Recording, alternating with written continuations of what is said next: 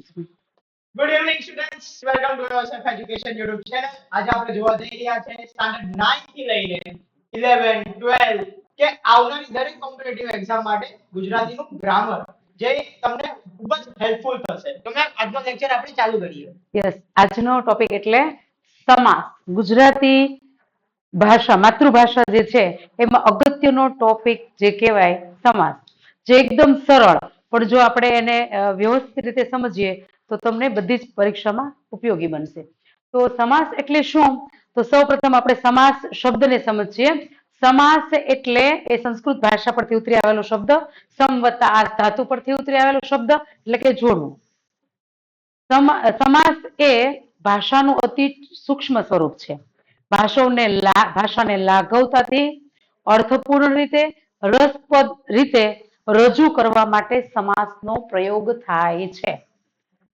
સમાસ જે છે એ ભાષાને આપણે રસપ્રદ બનાવવા, એટલે કે લાંબા લચક જે ભાષણો છે એને અતિ ટૂંકા સ્વરૂપની અંદર રજૂ કરવામાંથી ભાષા આપણને ગમવા લાગે છે અથવા તો સરળતાથી આપણે યાદ રાખી શકીએ છીએ.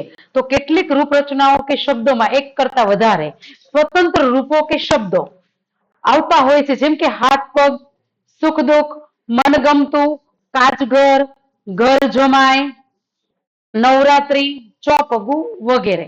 એ આપણે સમાસયુક્ત શબ્દને આપણે જોઈએ.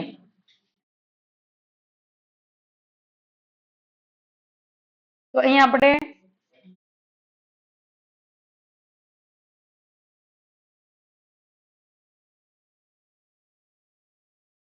ઉદાહરણથી સમજીએ તો પહેલું અહીંયા લઈએ સુખ દુઃખ.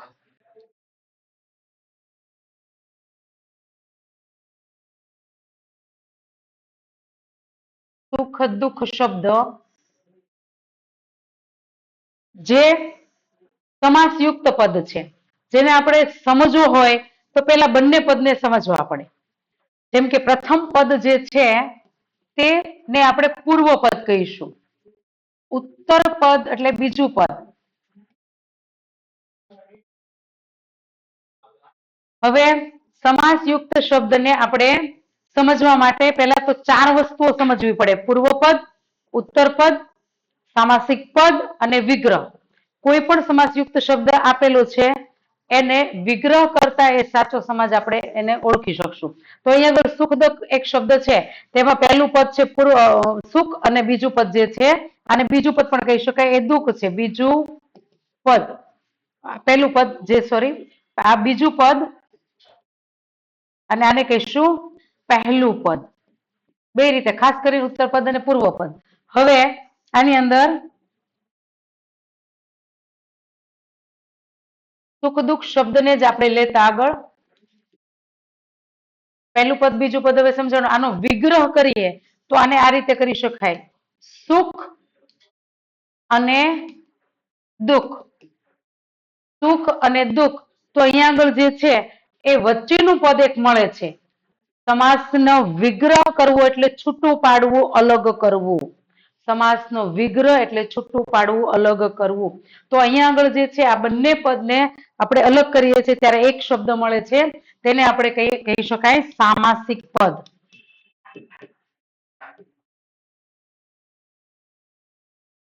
આ 4 વસ્તુ જે છે એ મેન છે સામાસિક પદ.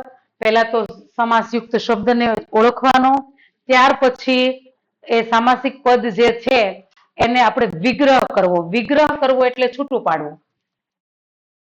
વિગ્રહ કરવો એટલે છૂટું, જે પણ પદ આપેલું છે એને છૂટું પાડવું. એને અલગ કરો એટલે એક સામાસિક પદ મળે. એ સામાસિક પદથી તમે સમાસને ઓળખી શકો છો.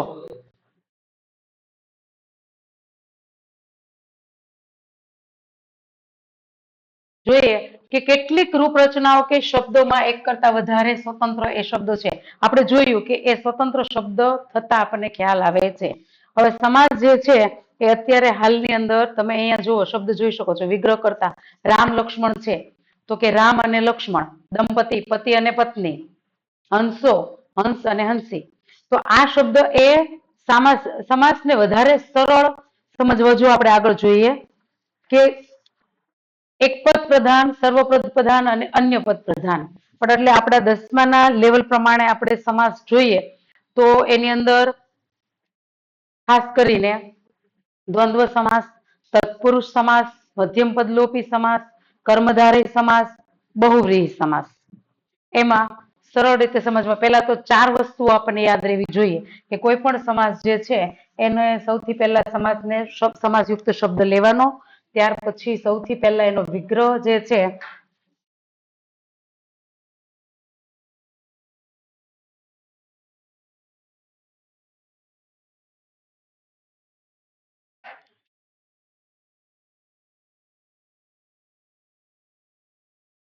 સમાસ યુક્ત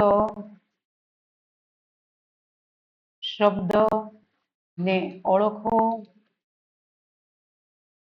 ત્યારબાદ એનો સૌથી પહેલા જે છે એ વિગ્રહ કરવાનો છે. બરાબર, સૌથી પહેલા એનો વિગ્રહ, એને છૂટું પાડો એટલે તમને સામાસિક પદ મળશે. એટલે પૂર્વ પદ અને ઉત્તર પદ એ પણ મળશે. બરાબર, એટલે આ બંને પદ જે છે એને જોતા તમને ખ્યાલ આવી જશે કે એનો વિગ્રહ કરતા એ સમાસ કયા પ્રકારનો સમાસ છે. તો આપણે સૌથી પહેલા જે છે સમાસ ની અંદર મુખ્ય સમાસ જે છે એને જોતા દ્વંદ્વ સમાસ. બરાબર, હવે દ્વંદ્વ એટલે જોડકું, યુગલ.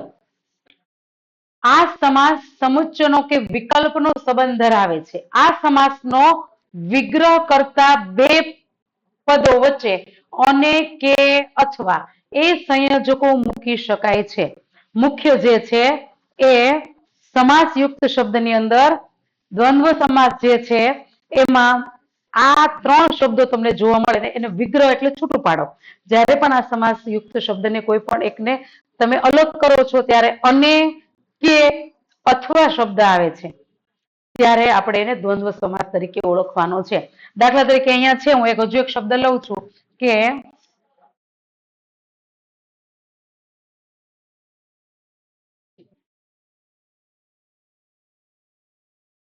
ચા પાણી, ચા અને પાણી, ચા અને પાણી. તો આની અંદર કયો શબ્દ કર્યો મેં? અને. તો એ પણ દ્વંદ્વ સમાસ કહી શકાય. આને આપણે ઓપ્શન આપીએ, કોઈ મહેમાન હોય તો આપણે વાત કરતા હોય કે ચા અને પાણી પીશો, એવું તો નહીં કહીએ. બરાબર, પણ છતાં આપણે એક શબ્દ યુઝ કરીએ. ત્યાર પછી આપણે એમ કહીએ ચા કે પાણી. અહીંયા આગળ કયો શબ્દ છે દ્વંદ્વ સમાસનો સામાસિક પદ તરીકે કયો છે? તો કે સંયોજક તરીકે કે. બરાબર, ગુડ. હવે અહીંયા આગળ લઈએ ચા, તમે ચા પીશો અથવા પાણી. પાણી એટલે ઠંડુ પાણી નહીં હો, લીંબુ પાણી. ચલો, ચા અથવા પાણી. બરાબર, તો અહીંયા આગળ જે શબ્દ છે એ યુઝ થયા સંયોજકો તરીકે, એ કયું છે? દ્વંદ્વ સમાસ. તો અહીંયા આગળ ઉદાહરણ જો મા બાપ, મા અને બાપ, રામ લક્ષ્મણ અને શબ્દ જે છે એ સામાસિક છે, દ્વંદ્વ સમાસિક પદ છે. બરાબર, ત્યાર પછી ભજન અને કીર્તન, રાત કે દિવસ. આપણે એક શબ્દ કે રાત દિવસ મહેનત કરી, એને રાત અને દિવસ મહેનત કરી. તે રાત કે દિવસે આવશો, તમે રાતે આવશો કે દિવસે, તો એ શબ્દ જયારે આપણે યુઝ કરતા હોઈએ છીએ ત્યારે તે દ્વંદ્વ સમાસ છે. એટલે તમારે ટૂંકની અંદર, શોર્ટની અંદર યાદ રાખવાનું કે 3 શબ્દ વિગ્રહ કરતા અને કે અને અથવા આ 3 સામાસિક પદનો ઉપયોગ થાય, સંયોજકોનો ઉપયોગ થાય ત્યારે દ્વંદ્વ સમાસ બનતો હોય છે. ગુડ, આ ક્લિયર થાય છે તમને? બરાબર, ગુડ.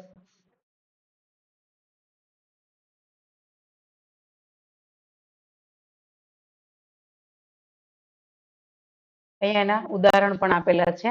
કાળું ધોળું, નાનું મોટું. કાળું કે ધોળું, નાનું કે મોટું, ગાંડું કે ઘેલું, ગાંડું અને ઘેલું, સારું કે નરસું, સસ્તું કે મોંઘું, કે અને અથવા આ 3 સંયોજકો દ્વંદ્વ સમાસ માટે યાદ રાખવાના છે. બરાબર, ત્યાર પછી એનાથી સરસ હજુ પણ તમને યાદ રહી શકે તેવો એક ટોપિક છે. અને દ્વંદ્વ સમાસ તમને બધાને ક્લિયર થઈ ગયો? દ્વંદ્વ એટલે જોડકું, એ દ્વંદ્વ સમાસને છૂટું પાડતા કે અથવા અને આ 3 સંયોજકોનો ઉપયોગ થતો હોવો જોઈએ. બરાબર. અને હવે ત્યાર પછીનો સમાસ એટલે તત્પુરુષ સમાસ. તત્પુરુષ એટલે બીજી થી 7મી વિભક્તિ. આપણે ભાષામાં જે વિભક્તિઓનો ઉપયોગ કરીએ છીએ કેસનો, તેની અંદર બીજી થી 7મી વિભક્તિના પ્રત્યયનો ઉપયોગ થતો હોય. કોઈ પણ એક સમાસયુક્ત શબ્દ તમે લઈ લો કે સૂર્ય તેજ છે, અહીંયા આગળ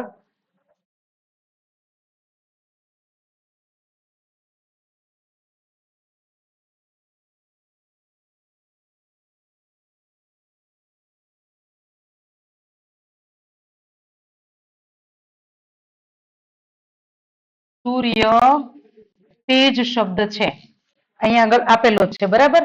હવે અહીંયા આગળ સૂર્યનું તેજ, તો આપણે વિભક્તિમાં કર્તાએ કર્મને કરણથી સંપ્રદાન માટે અપાદાનમાંથી સંબંધનું અધિકરણમાં સંબોધન હે અરેવો. આ રીતે તમે વિભક્તિના પ્રત્યયો તમને યાદ રહેવા જોઈએ. બીજી થી 7મી, અને જો ગાયને કરો પ્રત્યય તો તમને વધારે યાદ રહેશે.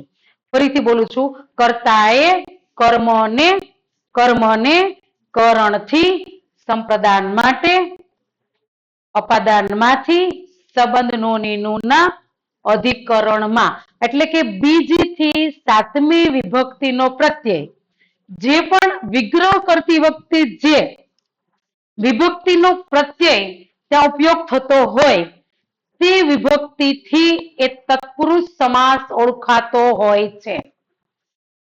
દાખલા તરીકે અમે સૂર્ય તેજ લીધું, સૂર્યનું તેજ. મેં કયું લીધું? સંબંધ નો ની નું ના, ષષ્ઠી તત્પુરુષ સમાસ. કેમ ષષ્ઠી? તો કે છઠ્ઠી તત્પુરુષ સમાસ આવે કારણ કે નું જે છે એ છઠ્ઠી વિભક્તિનો પ્રત્યય છે. આના માટે બેઝિક કન્ટેન્ટ તમારું તત્પુરુષ માટે વિભક્તિના પ્રત્યયો તમને આવડવા જોઈએ, તો તમે ઝડપથી સરળથી આ યાદ રાખી શકો છો. અને તત્પુરુષ સમાસ જે છે તે દરેક એક્ઝામની અંદર લગભગ હોય છે. તમને દ્વંદ્વ સરળ પડશે, પણ એનાથી સરળ કરવા માટે હજુ તત્પુરુષ જે છે એમાં તમારે બીજી થી 7મીના પ્રત્યય તૈયાર કરવા પડે. જેમ કે હજુ ઉદાહરણ આપો, કૃષ્ણાશ્રિત, કૃષ્ણને આશ્રયે, ને આવ્યો તો તમે તરત જ કહેશો. આગળનું જે છે આપણે જોઈએ. અહીંયા ઉદાહરણ આ પહેલા સમજી લો કે અહીંયા મેં બોલી કે કૃષ્ણાશ્રિત, કૃષ્ણને આશ્રયે, તો કે કર્તાએ કર્મને બીજી વિભક્તિ, તો દ્વિતીય તત્પુરુષ સમાસ. અહીંયા આગળ છે ઈશ્વર નિર્મિત, ઈશ્વરે નિર્મિત, કર્તા તત્પુરુષ. આ બને ત્યાં સુધી બહુ ઓછો આપણે ઉપયોગમાં લઈએ છીએ, પણ છતાં આપણે કર્તા તત્પુરુષ સમાસ. સૂર્યનું તેજ, અહીંયા જે સંબંધ તત્પુરુષ અથવા તો ષષ્ઠી તત્પુરુષ સમાસ, એ વિભક્તિના નામ પરથી પણ આપી શકો અને વિભક્તિ પરથી પણ તમે એને ઓળખી શકો છો. આગળનું જે છે આપણે જોઈએ ઉદાહરણ. હજી કૃષ્ણ, આગળ ઉદાહરણ આપણે જોયું તો કૃષ્ણાશ્રિત, કૃષ્ણને આશ્રયે, તો કે કર્તાએ કર્મને બીજી, અહીંયા કઈ આવશે? દ્વિતીય. અહીંયા કર્તા એટલે પ્રથમા, પણ આપણે તત્પુરુષ માટે જે છે એ કઈ વિભક્તિ યુઝ કરવાની છે? તત્પુરુષ માટે બીજી થી 7મી. બરાબર.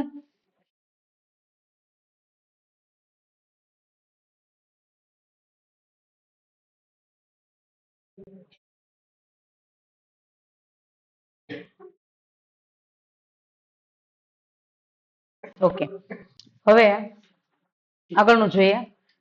સેકન્ડ ઉદાહરણ જુઓ તમે, સૂર્ય તેજ, સૂર્યનું તેજ.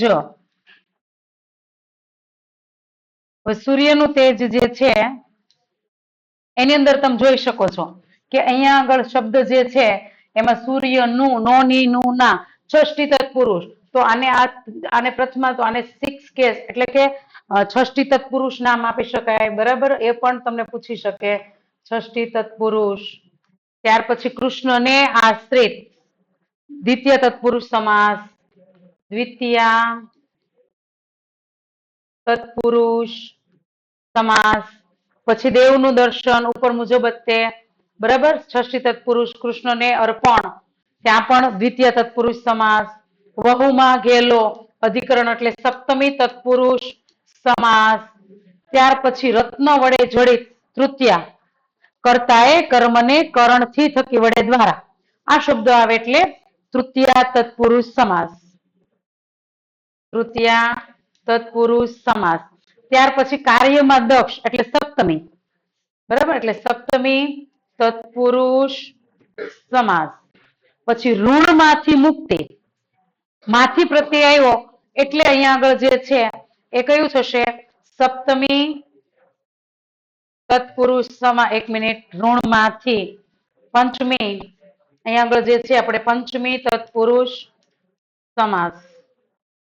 સાતમી ચિંતાથી, અહીંયા આગળ જે છે એ જ્યારે છૂટા પડવાની, જો તમને એવું થાય કે તૃતીય અને પંચમી બંનેમાં થી પ્રત્યય આવી શકે છે, માંથી, પણ જ્યારે છૂટા પડવાની ક્રિયા હોય ત્યારે પંચમી તત્પુરુષ સમાસ ઓળખવો. તો આ ક્લિયર થાય છે તમને કે તત્પુરુષ સમાસને ઓળખવા માટે વિભક્તિ પ્રત્યય જરૂરી છે. ફરીથી, કર્તાએ કર્મને કરણથી, સંપ્રદાન માટે, અપાદાનમાંથી, અધિકરણમાં, સંબોધન હે અરેવો, આ રીતે વિભક્તિ પ્રત્યય જે છે તે ગાઈને કરવા, જેથી તમને યાદ રહી શકે સરળતાથી, તમે સમાસ આરામથી ઓળખી શકો છો. આગળનો ટોપિક જોઈએ, મધ્યમ પદ લોપી સમાસ. આ સમાસની અંદર જ, એના નામની અંદર જ આખોય સમાસ સમાયેલો છે. તમે એને ઓળખી શકો છો આરામથી, અને નામથી જ તમે યાદ પણ રાખી શકો એવો સમાસ એટલે તત્પુરુષ સમાસ.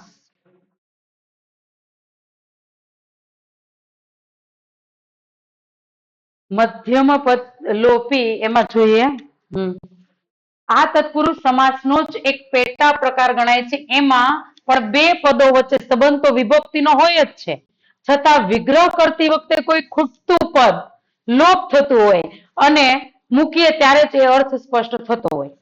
મધ્યમ એટલે વચલું, પદ એટલે પદ, લોપ એટલે ગાયબ. એ સમાસયુક્ત પદની અંદર મધ્યમ પદ હોતું નથી, પણ જ્યારે એનો વિગ્રહ કરીએ ત્યારે સમાજને સંપૂર્ણ સમજવા માટે મધ્યમ પદ ઉમેરવું પડતું હોય છે. બરાબર, જેમ કે આપણે જોઈએ આગગાડી, તમે ઓળખી શકો છો. શું? આગગાડી, આગ વડે ચાલતી ગાડી, આગ વડે ચાલતી ગાડી, એમ તમે શબ્દ જે છે મધ્યમ, અહીંયા છે મધ્યમ પદનો લોપ છે, ગાયબ છે, ઉમેરાતા મધ્યમ પદ તમને ખ્યાલ આવે.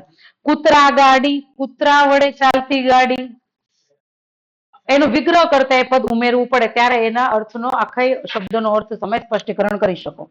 ત્યાર પછી આગબોટ, આગ વડે ચાલતી બોટ, કૂતરા ગાડી, કૂતરાને લઈ જનારી ગાડી, ઘર જમાય, ઘરમાં રહેતો જમાય. બરાબર, મધ્યમ પદનો લોપ ખ્યાલ આવ્યો. આ સમાજને સમજવા માટે જો અહીંયા છે આગગાડી, આગબોટ, આ સમાસયુક્ત શબ્દ છે, જેનો વિગ્રહ કરતા મધ્યમ પદ જે લોપ છે એને એડ કરવાનું થતું હોય છે, ત્યારે તમે આખા સંપૂર્ણ શબ્દનો અર્થ સમજી શકતા હોઈએ છીએ. બરાબર, હવે આગળનું જોઈએ,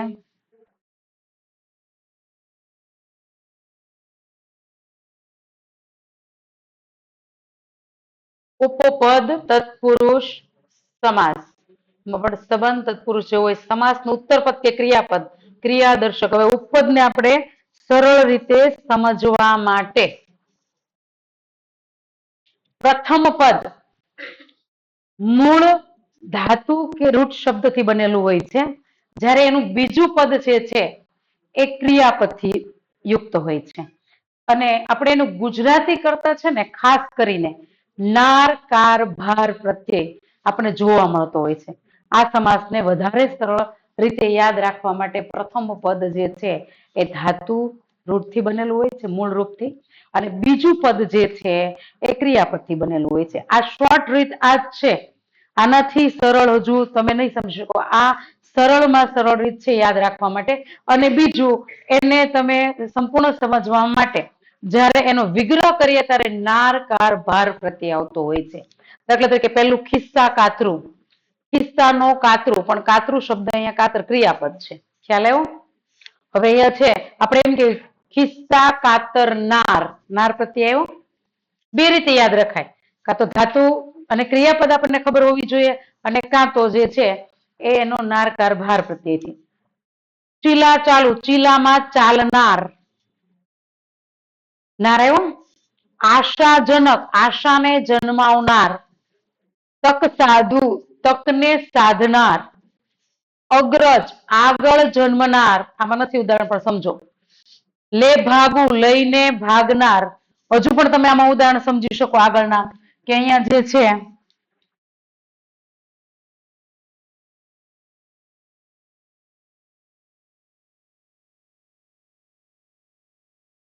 અગ્રજ,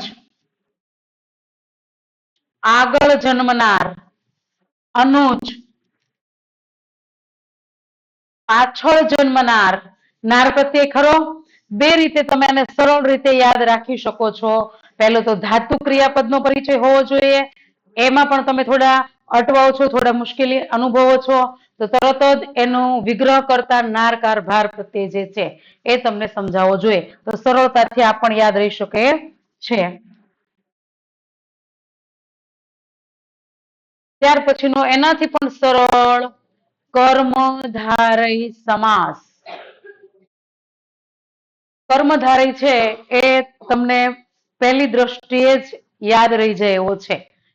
સમાસ જે છે, આ સમાસમાં બંને પદો વચ્ચે વિશેષણ વિશેષ્ય, એડજેક્ટિવ પ્લસ નાઉન કે ઉપમાન ઉપમેયનો સંબંધ હોય છે. સામાન્ય રીતે સમાસનું પૂર્વપદ ઉત્તર પદના વિશેષણ તરીકે કામ કરતું હોય છે. બીજા પદના વિશેષણ તરીકે પ્રથમ પદ કાર્ય કરતું હોય છે. એક મારી ભાષાની અંદર હું તમને સરળ કહું તો કર્મધારય સમાસ જે છે એનું પહેલું પદ જે છે એ વિશેષ્ય નાઉન, અને સેકન્ડ પદ એટલે કે બીજું પદ જે છે એ કયું છે? વિશેષણ. બરાબર. તો અહીંયા આગળ છે આપણે ઘણી વાર કહેતા હોય છે ને, ડાહ્યો છોકરો. છોકરો છે પણ કેવો છે? ડાહ્યો. બરાબર. તો મહેશ્વર, અહીંયા છે ઈશ્વર છે પણ કેવા છે? મહાન. બરાબર. ત્યાર પછી લઘુ રેખા, રેખા છે, લાઈન છે પણ કેવી છે? લઘુ, નાની. પછી દીર્ઘ દ્રષ્ટિ, ભાઈ એની દ્રષ્ટિ છે પણ કેવી? દીર્ઘ એટલે લાંબી, દીર્ઘ દ્રષ્ટિ. હવે અહીંયા આગળ જે છે, આગળના આપણે ઉપમેયનો સંબંધથી પણ મુખ ચંદ્ર, મુખ છે પણ કેવું છે? ચંદ્ર જેવું. ઉપમેય ઉપમાનના સંબંધથી પણ આપણે ઓળખવાનું. વીજળી વેગ, વીજળી જેવો વેગ. ખ્યાલ આવ્યો? તો અહીંયા આગળ જે છે તમારે સરળ રીતે યાદ રાખવા માટે હજુ ઉદાહરણ લખો છો. મહાવૃક્ષ, વૃક્ષ છે પણ કેવું છે? મહાન. મહાઋષિ, ઋષિ છે પણ કેવા? મહાન. તો આ સમાસને સમજવા માટે પ્રથમ પદ જે છે એ કેવું હોય છે? વિશેષણ. અને બીજું પદ કેવું છે? એનું વિશેષ્ય. બરાબર. એટલે વિશેષણ વિશેષ્યના સંબંધથી તમે સરળથી યાદ રાખી શકશો. બરાબર. ત્યાર પછી છે આપણે દ્વિગુ સમાસ. દ્વિગુ સમાસ જે છે એના એ હજુ દ્વિગુ અને દ્વંદ્વમાં તમારે મુશ્કેલી અનુભવાય નહીં તેની કાળજી રાખવાની છે. દ્વંદ્વ એટલે જોડકું, જે કે અથવા અને થી વિગ્રહ થતો હોય છે. જ્યારે દ્વિગુ, દ્વિગુ સમાસ જે છે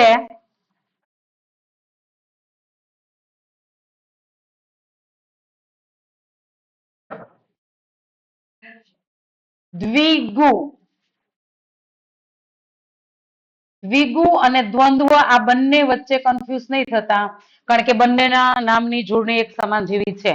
દ્વિગુ અને દ્વંદ્વ, દ્વંદ્વ એટલે જોડકું, કે અથવા અને વિગ્રહ કરતા કે અથવા અને નો યુઝ થતો હોય. જ્યારે અહીંયા આગળ આપણે અત્યારે જોવાનું છે દ્વિગુ સમાસ, જેમાં પ્રથમ પદ જે છે તે સંખ્યાઓનો સમૂહ હોય છે. જો સંખ્યા નથી પણ ત્યાં પ્રથમ પદ તરીકે સંખ્યાઓનો સમૂહ હોય છે. દ્વિગુ સમાસમાં પ્રથમ પદ સંખ્યાઓના સમૂહથી બનેલું હોય છે. દાખલા તરીકે નવરાત્રી, નવરાત્રીઓનો સમૂહ. ચતુષ્કોણ, ચાર કોણોનો સમૂહ. પંચપાત્ર, પાંચ પાત્રોનો સમૂહ. ચોમાસુ 4 માસનો સમૂહ. ત્યાર પછી આપણે જોઈએ પંચામૃત, 5 અમૃતોનો સમૂહ. પંચવટી, 5 વડલાઓનો સમૂહ.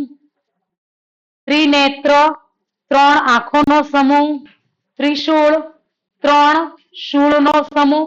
બસ આટલામાં તો તમને ઘણું જ સમજાણું કે દ્વિગુ સમાસની અંદર પ્રથમ પદ સંખ્યાઓના સમૂહથી બનેલો હોય છે. બરાબર. ચાલો હવે આનાથી આગળનો હવે અગત્યનો સમાસ. આ સમાસ ગુજરાતી ભાષામાં યુઝફુલ છે એવું નથી, એને લગતા તમને સંસ્કૃત વગેરે ભાષામાં પણ આ સમાસનો ઉપયોગ તમે કરી શકશો સરળતાથી. જો માતૃભાષામાં સમજ્યા તો અન્ય ભાષામાં તમે સરળથી સમજી શકશો. આગળનો છે સમાસ બહુવ્રીહી. આ સમાસ આમ તો કર્મધારય સમાસ જેવો જ છે. જો આ બંનેના ઉદાહરણ હું તમને એક સરખા આપું છું, એમાં અટવાવાનું નથી, બંનેમાં આવી શકે એવા ઉદાહરણ પણ બતાવીશ. પણ અત્યારે પહેલા બહુવ્રીહીને સમજો, આગળ આપણે કર્મધારય સમજ. અહીં ફરક માત્ર એટલો જ છે કે બંને પદો મળી જે સામાસિક શબ્દ બને છે તે બહારના કોઈ પદના વિશેષણની કામગીરી કરે છે. ટૂંકમાં એવું કહી શકાય કે વિશેષ અને વિશેષણ મળીને કોઈ ત્રીજા પુરુષની વાત કરતું હોય. બહુવ્રીહી સમાસની અંદર વિશેષ વિશેષણ મળીને કોઈ ત્રીજા પુરુષની વાત કરતું હોય છે. અહીંયા આગળ